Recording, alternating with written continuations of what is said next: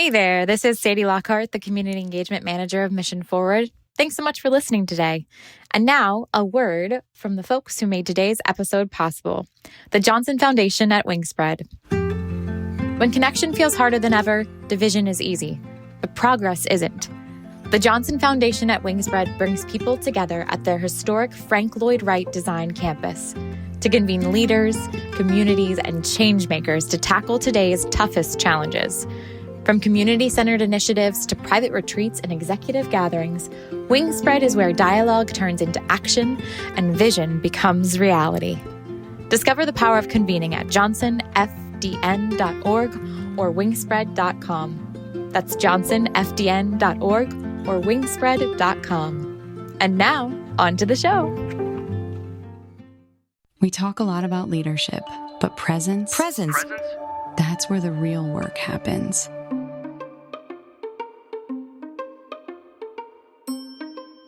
Hi, and thanks for joining us for this episode of the Mission Forward podcast. You are joining us during Season 11, now with well over 100 shows under our belt, featuring impact leaders from all over the world who are committed to moving missions forward in smart and creative ways.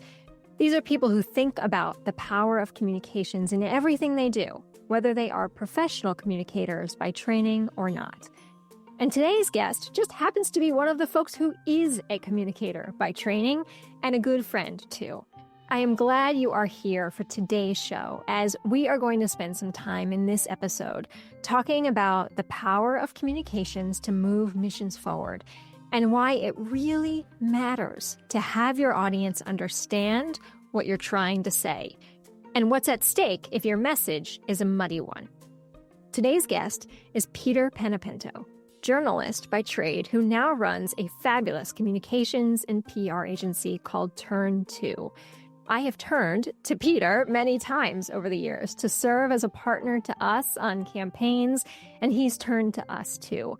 Most recently on a project in service of communicating about the value of community foundations, organizations that I hold a particular love of, having been a former board member of a community foundation in my community. Peter is here today to share a bit more about why community foundations are such an important thread in strong communities and what he's learned through some brand new research that connects communications with community foundations. Peter, we have some good stuff to talk about today, so welcome to the show. I'm so excited to be here, and I learned something else that we had in common, that we both served on a community foundation board in the past. I did not know that about you, Carrie. Yes. So. Well, I was on the Montgomery County, Maryland board for many years. Fantastic. And I was in neighboring Howard County, Maryland. So, yes. Nice. All right, great. Well, then certainly we understand the value of community foundations, and I'm glad to be able to talk a bit more about that value today. I gave folks a very quick intro to you, but let's start by having you share just a bit more about your work and why you find this intersection of communicating about community so important. That's a great question. And it starts with the beginning of my career when I worked in community journalism. So I started out of college working at a weekly newspaper outside of Rochester, New York, covering everything from planning board meetings to school board meetings to, Kiwanis events and fundraisers, and really saw it very early in my career, the value of strong communities and of having gathering places for people to come together and share information and really get to know each other. And I think what we've seen happen over the past 15, 20 years is a lot of that has eroded in a lot of communities. And I think that community foundations especially play a very, very important role now in bringing communities together and helping to restore some of the trust that people should be having with their neighbors. And so as my career evolved from journalism at the community level to the Chronicle of Philanthropy, and now as somebody who leads an agency that focuses on community foundations, that's been a bit of a common thread through all of it, is the power of community to help inspire people and to help bring people together to achieve a common good. I love that. And it's been a common thread here too, not just on this season, but last season. We talk about community and community foundations quite a bit. So for those listening, you might remember we've had Dr. John Paul Lederach on, who is an international peace builder. He talks about the power of bridging divides via community and the important role that community foundations play in that. Just a few weeks ago, we had Rich Harwood on, who has a new book about the civic path and the role that community foundations play. So it's funny, it feels like, Peter, every road leads back to the community foundation. And yet, so many people don't know about their community foundations. And that was a big piece of this research, is how well do people know and understand what a community foundation does? Is that right? Absolutely. And that's been a common challenge for the community foundations that we've worked with over the years. So part of our work is working with a coalition of community foundations through the Community Foundation Awareness Initiative. There's 170 community foundations in that group. And we've had the pleasure of serving as the national communications and PR agency for that group for close to 10 years. And since 2020, when the pandemic hit, we've actually been convening community foundation communicators twice a month on Zoom to just listen to them, give them a space to connect with each other, ask questions, and share information. And one of the common threads that have come out of that, and one of the common pain points that all of these organizations have, is that if you stop somebody on the street and ask them what a community foundation is, probably 9 out of 10 of those people don't have any idea. Unless they've been directly connected to a community foundation in some way, they don't really understand what they are. They don't understand their intrinsic value, and they don't understand what they stand for. And so in the work you and I have done together, and in our ongoing work, we've really been trying to untangle the barriers that are keeping community foundations from having the same level of public understanding that something like the United Way or Feeding America or the Boys and Girls Club, national organizations that have a presence in communities across the country. Yeah, community foundations, which have been doing this work for over 100 years, don't really have. And I think part of it comes from the fact that they try to reach a lot of different audiences. Part of it is they do a lot of different things, and it's really hard for them to distill it in a few words. And part of it is they've never, until very recently, tried to come up with an overarching national narrative and brand that people can easily understand and get their arms around. One of the great leaders of community foundations in our region is Anna Hargrave at Montgomery County. And she was the one who said this to me first, probably about 10 years ago. And I've heard people say this so many times. If you know one community foundation, you know one community foundation, which literally means every single one of them is different, which is probably why it's hard to have a single narrative. So how do you crack that nut as a communicator? How are you helping them figure that out? Well, the way we're trying to do that is through coming up with a national level branding campaign and testing messages that resonate, whether you're in a small town in Mississippi or Missouri or out west somewhere, or in a big city like New York or DC, something that cuts across all of the different demographics in our country and all of the different people that connect with community foundations, to have a common thread, some common language, and some repeatable language that is very accessible, that people can start to say, oh, such and such community foundation, I know what that is, without even, having to have somebody give me a long speech about what it is.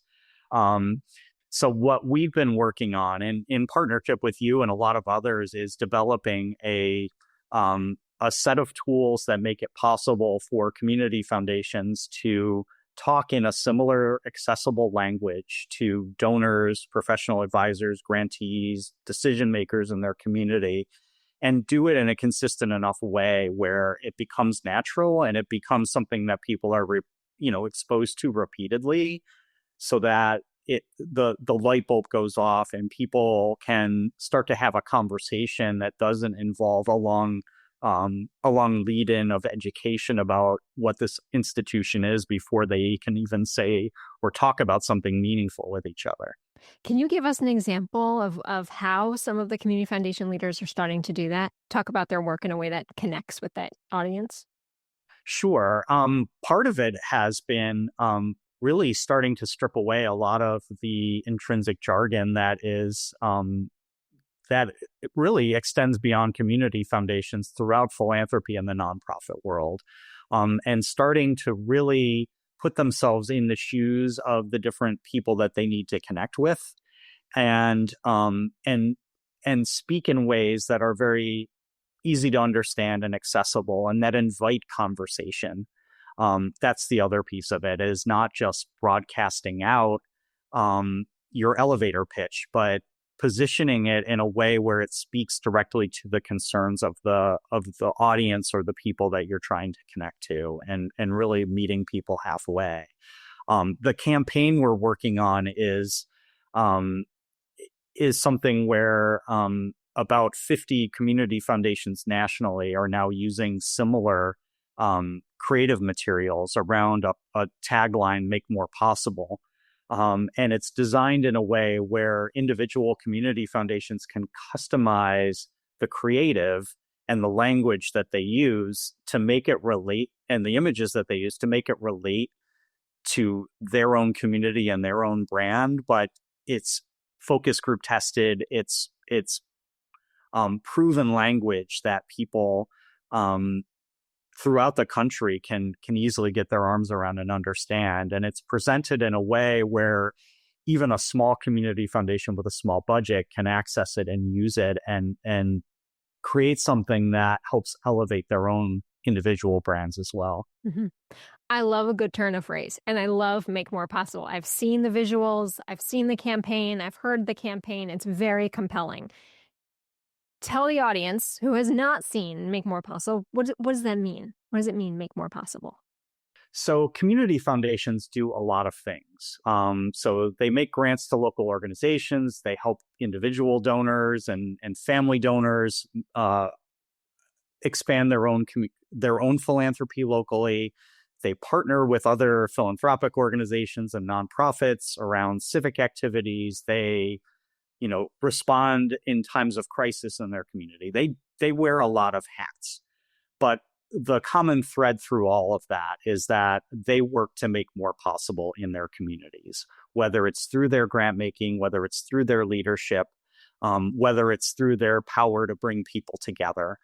And the Make More Possible campaign spotlights that by almost putting a blank between make more and possible.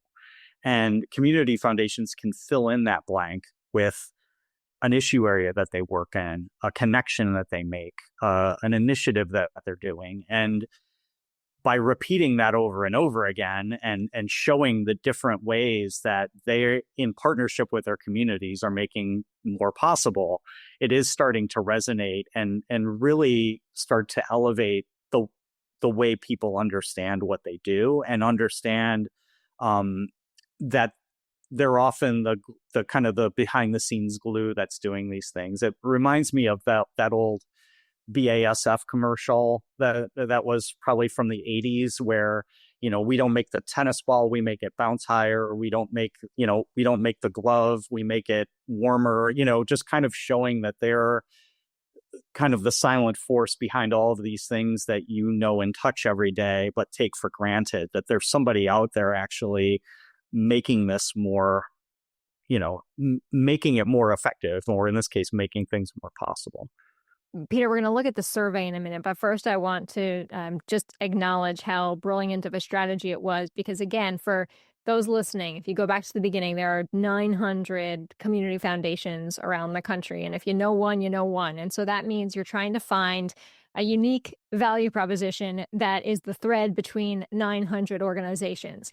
And you found something through a lot of research, a lot of listening, a lot of learning, that there is a very important thread there to hold on to, that any one of those community foundations has a promise, and it is a promise that they can make more possible in their own community based on how they operate. That is a strong and compelling brand promise. So well done in terms of building that campaign and presenting it out to the community foundations, because I know it has been very compelling and effective for so many of them. Well, thank you. And we didn't do it alone. You played a role in helping us get there too. Let's look at the survey, because I've got up in front of me a very impressive kind of executive summary that has 10 survey highlights. This is a first ever field-wide, what you called communications benchmarking survey that provided a significant amount of information about how community foundations build their comms strategies, what challenges they're facing, and what to do about that information. So I might first have you give an overview of the survey, what you were setting out to learn, and maybe then go through some of those highlights of what you did learn. I mentioned earlier how we work with that group of 170 community foundations, and we bring community foundation communicators together regularly to share questions and advice with each other. One of the common things that has come up as a barrier is that there's no real data about how community foundation communications and marketing teams operate. So often somebody will raise a question, say, are any of you doing this? Or how do you structure Y? And there isn't anything to really lean on that says, oh, the majority of community foundations are doing it this way, and they're doing it for this reason. Or, even being able to benchmark your budget and the number of people in your who are in your communication shop and the salaries you pay.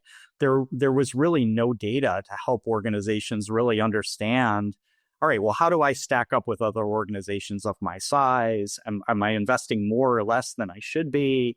So we wanted to create something that would be very useful to communications teams to be able to see where they stack up and be able to make smarter decisions about their investments, their tactics, and their approaches to things. And somewhat selfishly, as somebody who supports these organizations, I'm hoping they can use this data to state the case for more investments in best practices that can help them operate more effectively too. It's a lot easier for a community foundation person to go in and make the case for a crisis communication strategy if they say, 70% of our colleagues are doing this and we're not.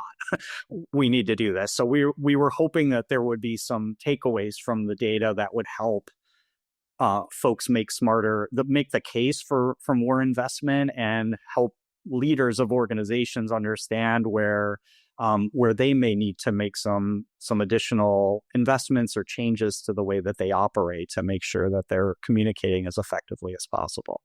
Well, tell us about some of your findings, and it's fine if you want to pull it up or reference it. I've got it in front of me too. But what surprised you, or what's sticking with you in terms of what you learned? It's going to sound negative, but there were a lot of gaps that came out of this research that really have risen to the top of the pile in terms of how we're talking about this and even how it's resonating with people now that the data is out there. First, over 90%, I think 93% of the community foundations who responded to the survey said that they don't have the budget that they need to support their objectives as an organization. And I think perhaps more troubling than that is about half of the organizations, almost exactly half of the organizations that responded, so that they're expecting their budgets to either remain the same or decrease over the next 2 years, their communications budgets. At a time when I would say communications is more paramount than it's, we overstate saying things are more than they've ever been before. But I think we can definitively say that we're in a moment where effective communications for philanthropic organizations of all types is critical. Knowing that people don't feel like they have the resources, and on top of that they don't think it's going to get better in the next 2 years was a pretty troubling takeaway from this. The other thing that really stood out for us is the lack of investment in some of the preparation that's needed to communicate effectively. Community foundations who we surveyed for this do a lot of rapid response communications, whether it's related to a disaster or an event that hits their communities, whether it's trying to react to something that's happening in the news and they need to communicate very effectively about how that's impacting their community. to even things that are directly impacting their organizations. We were surprised by the number of community foundations that don't invest in or don't have a plan for how to respond in a crisis, and don't have a protocol or a plan in place. We were also pleasantly surprised by the number that are using AI to assist with their communications, whether it's helping with video and visual creation or content creation.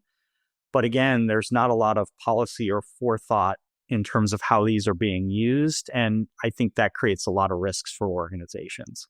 I found the AI piece really interesting too. The top line says community foundations know they need AI tools, but often lack the time, plans, and protocols to implement them effectively. And that's a good example of, Peter, what you and I were talking about at the top, which is that could be said about just about every organization right now. We know we need certain things to evolve and adopt, and yet we don't invest in them. So what do you do with this information, right? Now that you know these things, how do you support, whether that be community foundations or any one of the organizations you work with, realize that they need to proactively close some of those gaps?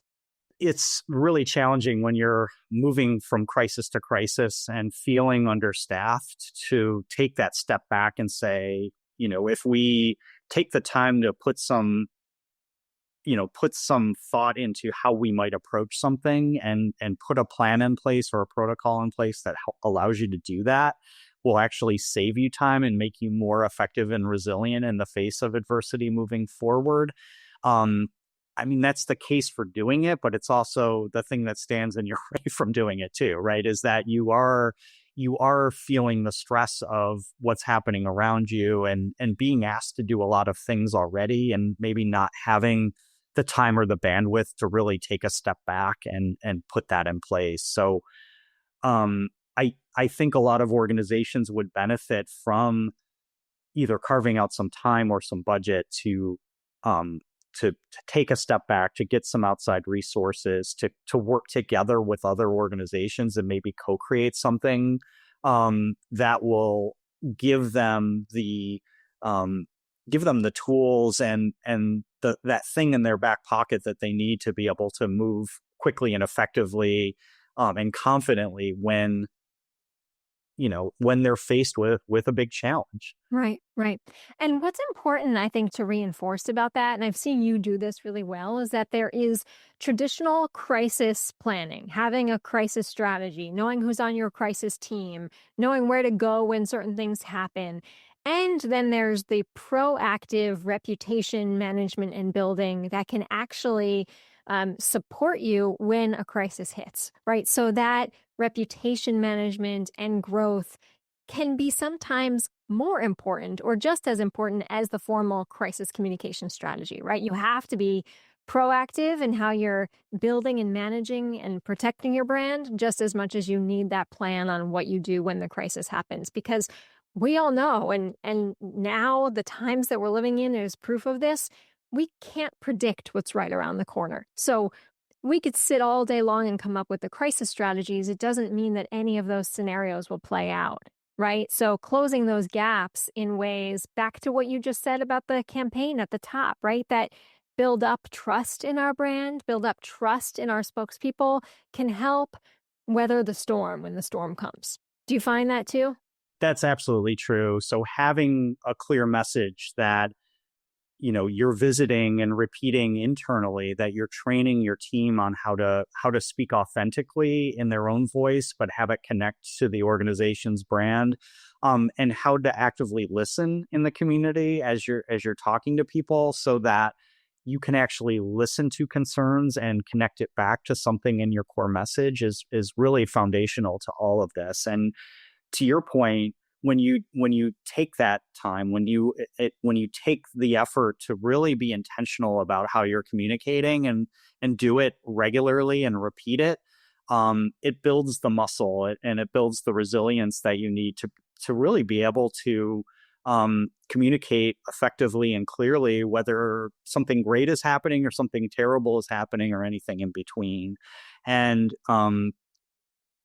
so much of what makes an organization an effective brand or an effective or have an effective message is taking the time to really talk internally and provide spaces for people to work on that and refine it and feel very comfortable with it and do that regularly, and make sure that you're reinforcing it and rewarding the activity of doing that. Yeah. We're running out of time, but there's a couple questions I really want to touch on. And one of them is first just a connecting point. So we are doing this, as I said at the top, season 11. And season 11's theme is about saying hello, saying goodbye, and making the most of the in-between space. And why I wanted to talk with you at the center of this series is community foundations are really good at making the most of that space that they operate in, right? Really understanding deeply a community's needs, a community's opportunities, and acting on them. And you've really touched on the heart of that through the campaign that you've been working with. But I want to also touch on the hello piece, because when we think about so many folks we know right now who are making a move from one city to another, or starting over in a new job in a new place, what I will often advise people is, if you're thinking about moving somewhere, or if you have just moved somewhere, check out the local community foundation, because there's never a place you will find a better pulse on what your community stands for, is about, is worth investing in, than you will by looking at your community foundation. So don't forget about that. Listeners, if you haven't already checked in on your own community foundation, do so, because they are remarkable. They are really at the heart of a community. And then where we're going to focus here in our last couple of questions, Peter, is on that space between that communities hold, right? That when a community is in transition, when a community is facing crisis, when a community is seeking how to bridge divides, that often a community foundation is there. And I don't know if there's a story you could share, an example you can share of what that has looked like, and what you have seen of a community foundation that has effectively helped bridge divides in their community. So there are a couple of examples, some of them big, some of them small. I'll start with kind of a big grand thing that is happening in Chicago and Columbus and some other places too. And these are they're called On the Table at the Chicago Community Trust and the Big Table at the Columbus Foundation. These are ongoing efforts. These have been going on for 10 years or more in those two communities, but they are annual events that the Community Foundation hosts that essentially invites people to, in their communities, to invite people together over a meal with discussion prompts and opportunities for people in their communities to come together and talk about important issues in a safe space, over a meal. Some of these are happening around people's kitchen tables. Some of them are happening out in public places. But what they are trying to do, and I think I would argue they are doing, is creating a space for people throughout their community, young and old, conservative and liberal and everywhere in between, to come together to talk about their community and do it in a way that's very intentional and helps people look each other in the eye and find their common humanity. And I would encourage people to take a look at what the Big Table is at the Columbus Foundation, what On the Table is in Chicago and in other communities, and see if that's something that they could replicate in either a big way or a small way through their work, regardless of their mission. And the most powerful example I've seen of just a community foundation that has put community at the center of its work from day one is the Black Belt Community Foundation, which is based in Selma, Alabama, and stretches across about a dozen rural counties in Alabama. This is a community that had been very underinvested in over basically its entire history. And about 20 years ago, they got some outside private foundation money to start a local philanthropy. And what they've done since day one, and they've continued to do 20 plus years later, is put community at the center of every decision they make. So they've created this community associates effort where it's local volunteers who in each county who essentially serve as, quasi boards for the foundation, but also make decisions about where the foundation's grant money is invested in their counties. And so they become a kitchen cabinet for the foundation, but they also hold grant-making power. They organize events, they bring people together, they do it at the very grassroots local level. And they've helped really guide the ethos of the foundation from day one. 20 years in, they've raised and granted over $100 million into the community, almost all of it community-led.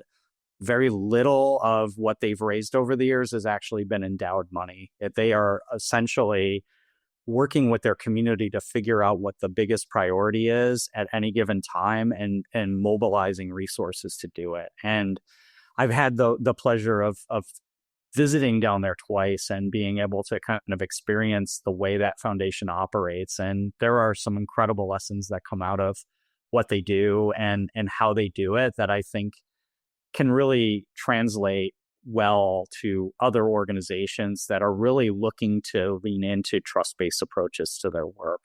They were doing trust-based philanthropy, I think, before anybody had coined the term, and it just has been very intentional and woven into their fabric since the very beginning. Those are two great stories. And those stories, Peter, remind me why community foundations aren't just the heart of the community the way we talked about earlier, but, back to your roots, you started as a local journalism, right? So right now there's a movement to read local. There's a movement to shop local. And there can and should be a movement to give local, right? Local is so much at the heart of our democracy, of our nation, and community foundations are there every step of the way. So thank you. Really, thank you for investing in and supporting community foundations for the better part of a decade now, and for doing this research and sharing some of it with us and letting us at Mission Partners be with you for part of the ride. It has been so meaningful to our team to be part of this work with you. Thank you so much. And it's been, I'm thrilled for the opportunity to talk about this with you and to work alongside you on this important work. So thank you. Of course. All right. We're going to end with a couple fun questions that we have been asking everyone at the end of this season. So we'll just dive right in. Given that we're doing hellos, goodbyes, and the space between, Peter, do you like to say hello with a hug or a handshake? I'm going to say a hug. Okay. Yes. What is your favorite language or way to say hello? I think it's just saying an informal hey. Just something that's very accessible and friendly. Cool. Hey. Okay. What will you never leave home without? It's going to be a boring answer, but my cell phone. It's the answer of the season. And in this big game of life, Peter, what do you hope to leave behind? I hope to be able to leave the organizations and the people that I come in contact with richer for the experience, whether that's through the work I do or whether it's through the individual relationships and what I can give to those. Well, I can prove you were doing just that. We see the fruits of the work that you have done, and it's pretty impressive. So thanks for being with us today, for sharing this report. We're going to link to it in the show notes so folks can go check it out, and we'll give some ways that they can connect with their local community foundations too. Terrific. Thanks so much.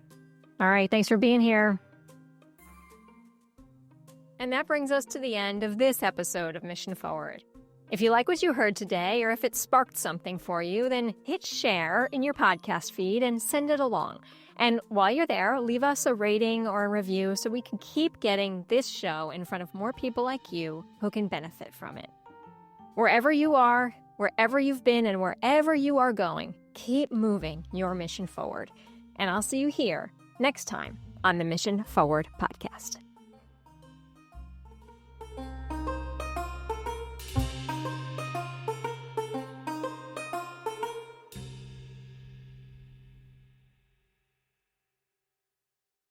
Thank you for listening today. And now a quick word from our sponsor, Positively Partners. Nonprofit leaders, when it comes to your organization's impact, the sky is the limit. But has HR become a limitation? As a leader in nonprofit HR solutions, our friends at Positively Partners are keeping the human in human resources with their signature service, Positively HR. Picture this: a fully outsourced HR provider who understands your unique needs and acts as an extension of your mission-driven team, freeing up your team's time and talent to focus on, you guessed it, moving your mission forward. With a 100% renewal rate among current clients and 95% of requests resolved within 24 hours, Positively HR saves you time, money, and compliance headaches. Let Positively HR lead on human resources so you can lead your mission forward. Say hello to a better HR solution at positivelypartners.org. That's positivelypartners.org.